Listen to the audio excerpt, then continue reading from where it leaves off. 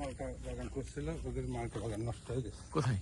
ওই এসে নিয়ে গেছিল আমার 2 বিঘে, ওরা সার মাটি বেশি দিয়ে গাছ কুকড়া মারায় লেবু এরকম করে হালাইছে। লেবু ধরছে? ধরছিল, পরে সব নষ্ট হয়ে গেছে। যে মালিক নিয়েছিল সে পলাইছিল। কোন মাঠে? ওই যে মুখবেড়া ব্যাংকে থেকে এই মুখও আসছে যে আপনার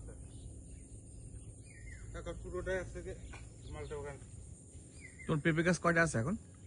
আর পেঁপে গাছ ওই পাশে আছে 5টা, একটা 6টা, একটা 7টা, এমনি দিয়ে একটা দেশিটা আছে। এটা কাটিয়ে দেবো স্যার? না, এখন খাবো না। পাকছে? হ্যাঁ, এখন আপাতত খাওয়ার মতো নেই। তুমি আবার 20-30টা পেঁপে গাছ লাগাই দিয়ে সারা বছর পেঁপে খাওয়া যায়। ওই শাহী পেঁপে চারা জোগাড় করতো, শাহী পেঁপে।